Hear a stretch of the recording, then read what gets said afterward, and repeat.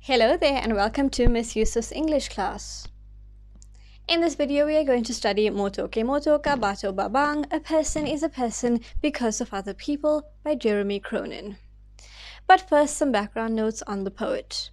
Jeremy Cronin was born in Cape Town in South Africa in 1949. He became active in the South African Communist Party and was arrested and sentenced to 7 years imprisonment for being active in the struggle against apartheid.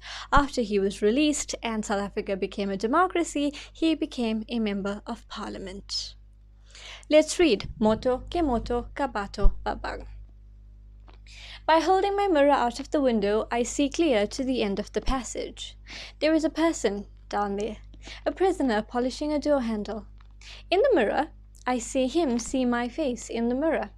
I see the fingertips of his free hand bunched together as if to make an object the size of a badge, which travels up to his forehead, the place of an imaginary cap. This means a warder. Two fingers are extended in a V and wiggle like two antennae. He is being watched. A finger of his free hand makes a watch hand's arc on the wrist of his polishing arm without disrupting the slow rhythm of his work.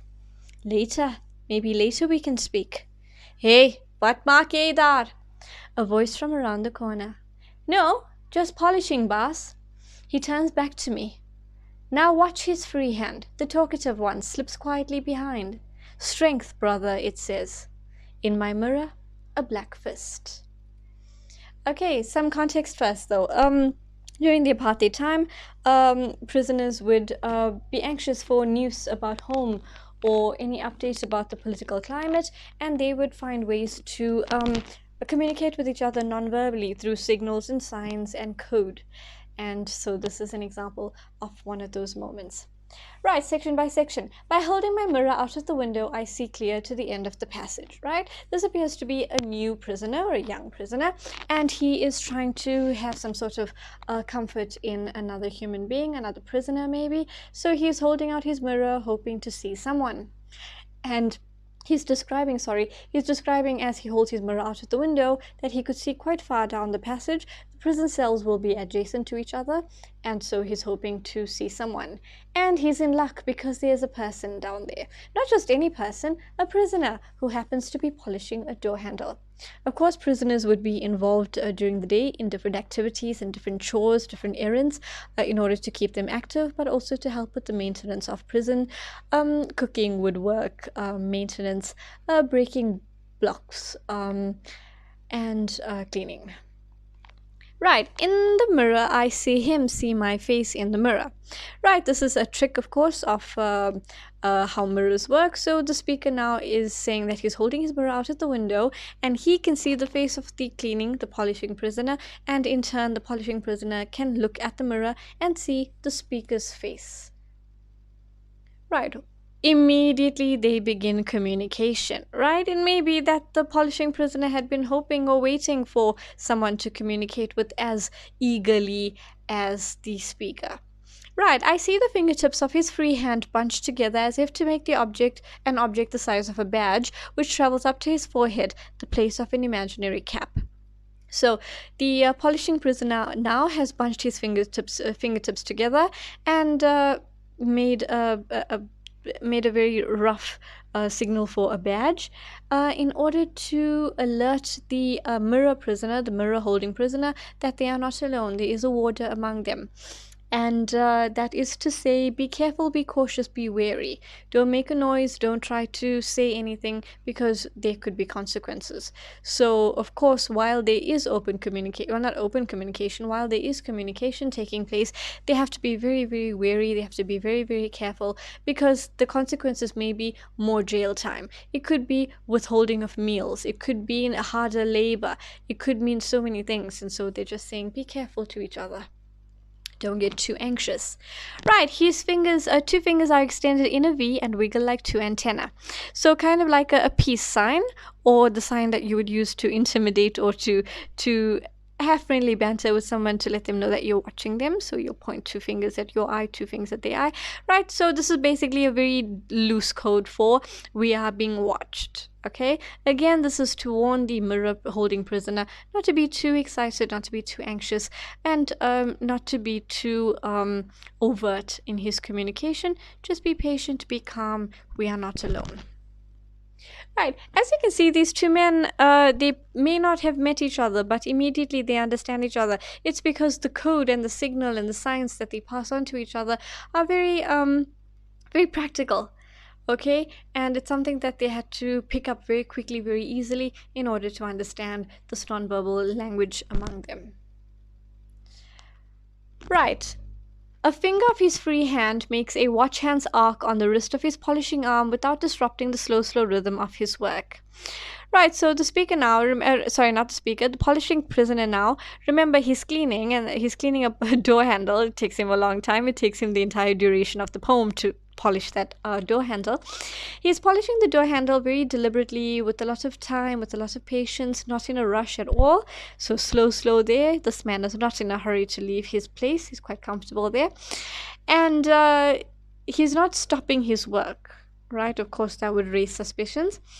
And so he is signaling to the mirror holding prisoner by pointing at his wrist hand and showing him some sort of a time signal to say, maybe we can talk later. Right? So this is not the best of times. I see you, I acknowledge you, but not right now. Okay, because like I told you, there may be consequences. But of course, maybe later we can speak. It is to offer some sort of comfort, some sort of reprieve, some sort of confidence to the mirror holding prisoner, who may be waiting for some sort of contact, some sort of news. So the polishing speaker is offering some sort of comfort. We all talk. And then they are interrupted. Hey, what makidar? Hey, what are you doing there? This is a voice from around the corner, obviously spoken in Afrikaans because of the ethnicity, the language, basically the background of the the implied background of the speaker. He's Afrikaner, representing the apartheid prison wardens. He is saying, what are you doing there? So he has noticed that there is something going on, some suspicious activity. And this would be a moment of suspense and a moment of anxiety for both the polishing prisoner as well as the mirror holding prisoner, because they have just been found out, right? And so there would be a lot of tension in this moment. Right? Have they gotten caught? Are they going to be in trouble? Okay, there is no limit to what could have been done to them. There is no way for us to have known how severe they could have been, severely they could have been punished for communication. Okay, no, just polishing, boss. Right? No, I'm just polishing. Nothing else is going on. Okay, so it's the polishing prisoner tries to diffuse the situation and lies, basically. No, I'm just polishing, boss. Now let's look at the word boss, right? This was a term, this was a word used to address, for African people to address white people. Right? So it didn't matter whether the person you were addressing was younger than you or older than you. It didn't matter if you were a young person or an elderly person. You would always acknowledge or address the white person as boss, right? Boss, and acknowledgement of superiority and acknowledgement of authority, right? And it was quite demeaning. It was quite degrading, quite demoralizing when you have an elderly African man having to refer to a young boy as boss, okay? And so this again, the speaker, the polishing prisoner, I don't think he's sincere in his reference. I think he's actually quite mocking, as if to just placate the warden, to say, no, you want authority, I'll give you, boss. I don't know whether I mean it or not. I'm not sincere in my addressing you in this way, but I'm just polishing. Right. It appears now that they are safe. They can breathe a sigh of relief because the prison warder has not taken it further. He turns back to me now. Right, so the polishing prisoner appears to be someone who's quite seasoned, a veteran of this sort of situation. He turns back to me after diffusing the situation. Now watch his free hand, the talkative one. right? Talkative. Ironic because they aren't actually talking, but of course that the hand is more communicative than their mouths at this point because they're talking in code. The talkative one slips quietly behind. So again, the polishing prisoner, has continued with his communication, and he's now ready to leave because he doesn't want to raise any more suspicion and get the mirror holding prisoner in trouble, get himself into trouble as well. So he decides, let's end the conversation now, but not without giving my brother some support.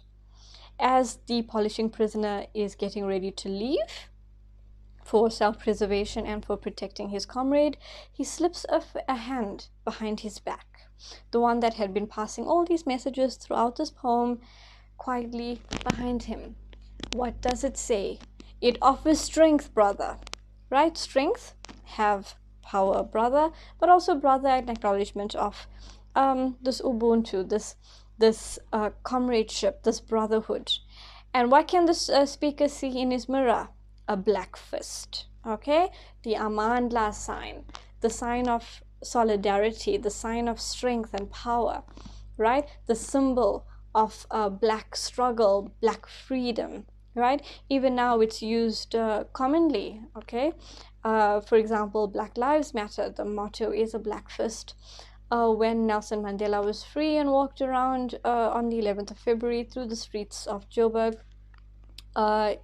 and Cape Town, we saw him on the news, he had his fist up in the air as if to say, we have won, we are victorious. Okay, so again, this is to offer some sort of comfort, some sort of solace, some sort of strength and affirmation to the mirror holding prisoner who started this entire poem off looking for some sort of comfort, and it was given to him by the polishing prisoner.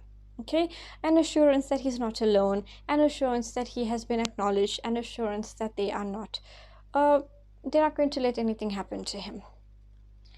Right, we've come to the end of motho ke motho ka batho babang. I hope you've enjoyed it, and I hope that you find this video useful. Please let me know in the comments if there's anything you think I could do to make it better. Before I go, I'd like to acknowledge Slides Carnival for the free templates for my presentation. I use them quite often for all of my presentations, and they have some very, very beautiful slides, so do check them out the next time you have a presentation to prepare. So thank you to Slides Carnival for these free templates. My viewer, I hope to see you again soon. Until the next time, take care of yourself. Goodbye for now.